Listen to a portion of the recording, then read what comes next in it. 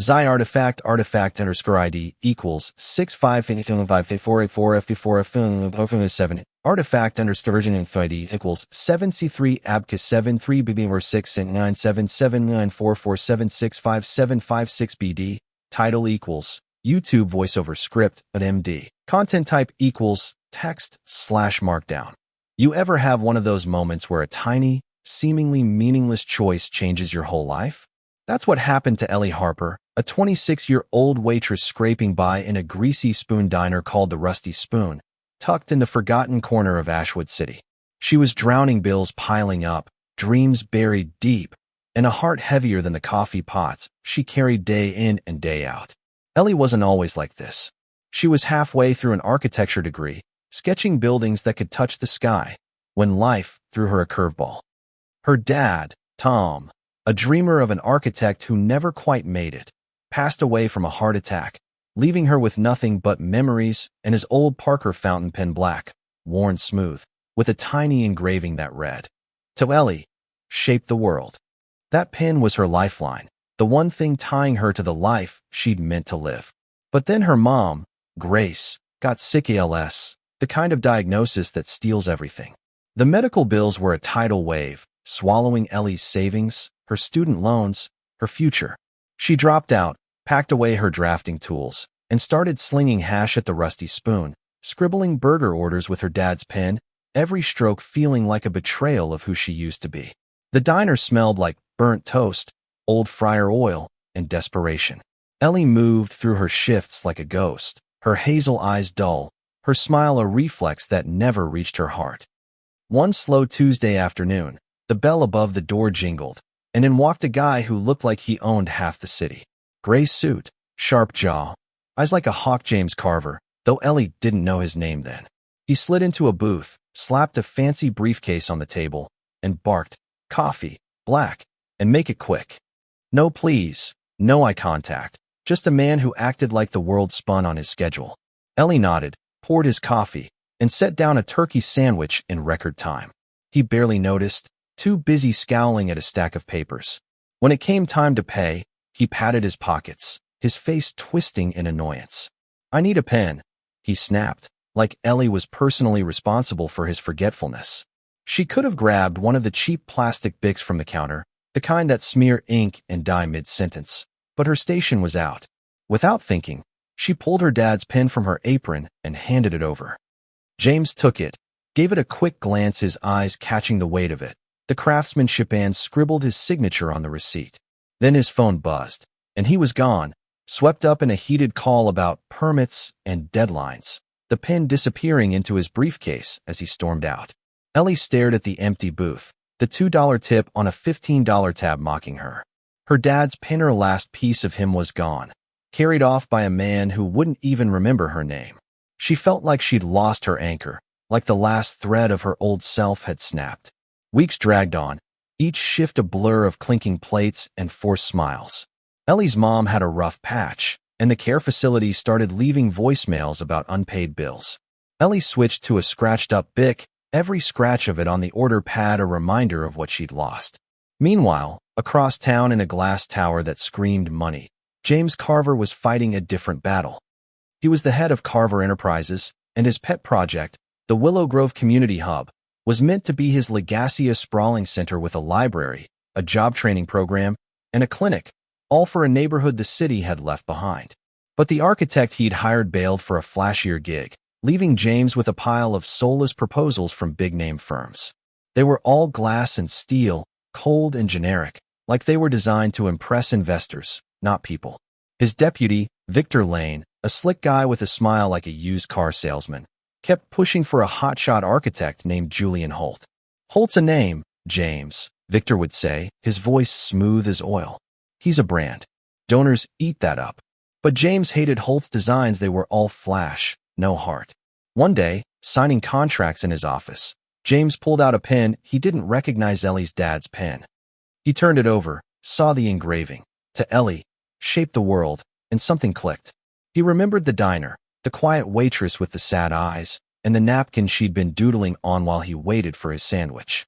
It wasn't just a doodlite, it was a sketch, a clever little floor plan for a community space, drawn with a confidence he hadn't seen in any of the proposals on his desk.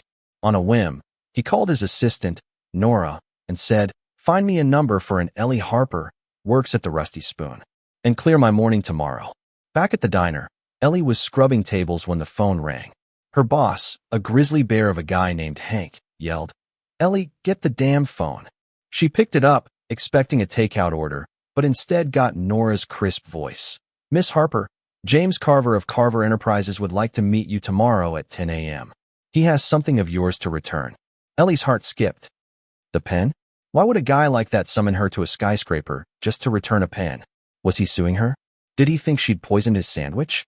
She stammered, yeah, 10 works," and hung up, her mind spinning. The next morning, Ellie stepped into Carver Enterprises headquarters, a palace of glass and marble that made her thrift store blazer feel like a paper bag. Nora, a calm woman with kind eyes, led her to James's officia room bigger than her apartment, with a view that made the city look like a toy set. James stood, not the gruff diner guy, but a man in control, his presence filling the room. "Miss Harper," he said, sliding the pen across his desk. "I took this by mistake. I'm sorry. It's a hell of a pen." Ellie grabbed it, her fingers trembling as she felt its familiar weight. "It was my dad's," she said softly. James nodded, his eyes sharp. "Your dada was an architect?" Ellie froze. "How did he know?" "Yeah," she said, "and I studied it too, for a bit." James leaned forward. "That napkin you were sketching on it was a library layout, wasn't it? Smart use of light, good flow. Why'd you stop designing?" And so it spilled out: her dad's death, her mom's illness, the bills that crushed her dreams. She braced for pity, but James just listened, his face unreadable. Then he said, "I'm building a community hub, Willow Grove. My architect bailed, and the proposals I'm getting are garbage. I want you to pitch a concept. You've got 48 hours. Show me what shape the world means to you." Ellie's jaw dropped. "Me? I'm not even licensed. I haven't touched a drafting table in years." James waved her off. "I don't need a license. I need a vision. Blow me away, Ellie." Just then, Victor Lane strolled in, all charm and sharp edges. He sized Ellie up, his smirk dripping with disdain. "James, what's this? A waitress in a board meeting?" James shot him a look. "This is Ellie Harper, and she's pitching for Willow Grove." Victor laughed, a cold, cutting sound. "You're kidding. A $60 million project, and you're betting on her." Ellie felt small, but the pen in her pocket burned like a coal. She met James's eyes and said, "I'll do it." The next 48 hours were chaos. Ellie quit the diner. Hank just grunted, "Good luck, kid," and turned her tiny apartment into a war room. She dug out her old textbooks, her dad's journals, her rusty drafting tools. The Willow Grove brief was a beast: zoning laws, budgets, timelines, but Ellie didn't start with numbers. She took a bus to the site, a barren lot surrounded by sagging row houses and boarded-up stores. She walked it, felt the wind, watched the sun. She talked to people: a grandmother named Alma who grew herbs in a cracked planter, kids shooting hoops with a bent rim, a bodega owner named Miguel worried about being priced out. Their stories became her blueprint. Her design wasn't flashy. It was alive: curved buildings that hugged the lot like an embrace, a library with a glass roof that let sunlight spill in, a basketball court with bleachers, and small shop spaces for locals like Miguel. She drew through the night, her dad's pen flying, her heart pounding with a purpose she thought she'd lost. The boardroom at Carver Enterprises was a battlefield. Ellie stood at the head of a gleaming table, her sketches propped up, facing a row of stone-faced board members. Victor sat across from her, his tablet glowing with Julian Holt's slick renderings. Ellie started with the people: Alma's herbs, the kids' hoops, Miguel's bodega. Her voice shook at first, but it grew steady as she unveiled her drawings, explaining how the design wasn't just a building, but a home for a community. The board listened, some leaning forward, others skeptical. Then Victor stood, his smile venomous. "Cute story, Miss Harper, but this is a $60 million project, not a fairy tale. Let's talk reality." He flicked on Holt's rendering: a towering, sterile monolith. "This is professional. This is bankable." Then he opened a folder: Ellie's life in black and white. No degree, no license, $40,000 in debt. Her mom's care: $60,000 in arrears. She's not a designer. She's a desperate opportunist. Ellie's face burned. He'd weaponized her pain, and the board's eyes turned cold. She wanted to run, but her hand found the pen in her pocket. James spoke, his voice low. Victor's right, Ellie. This is a risk. So tell me, should I bet on you? She looked at him, saw the man who'd noticed her napkin sketch. You shouldn't bet on me, Mr. Carver, she said, her voice steady. Bet on the people this project's for. I know what it's like to be invisible, to need a place that says you matter. Holt's design is a trophy. Mine's a heartbeat. It's sunlight on Alma's herbs, a court for those kids. You want to shape the world? Start with them. The room went quiet. Victor's smirk faltered. James stood, his eyes locked on Ellie's sketches.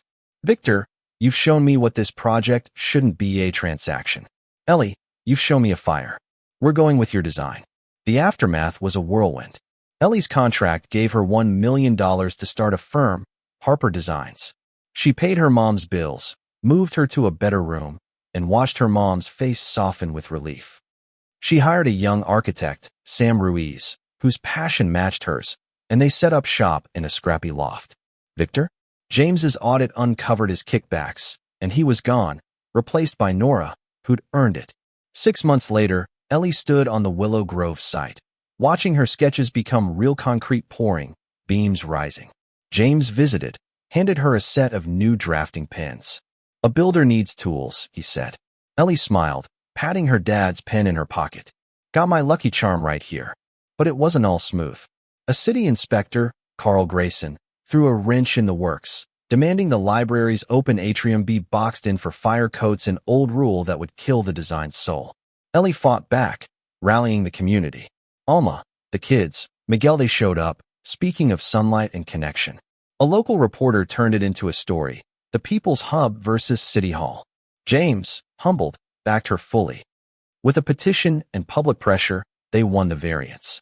The atrium stayed open, a heart beating for the neighborhood. Standing on the finished site, Ellie watched kids play on the court, Alma tending her herbs nearby. James joined her, his hard hat crooked. You didn't just build a place, Ellie. You built a home. She nodded, her dad's pen warm in her pocket. And you gave me back my dream. So, was James's choice a crazy gamble or a stroke of genius? Would you have taken the leap Ellie did, or played it safe? Drop your thoughts in the comments. I want to hear what you think about risks, dreams, and fighting for what's right. If this story hit you, give it a thumbs up, share it with someone who needs a spark, and hit subscribe for more stories that remind us what we're capable of.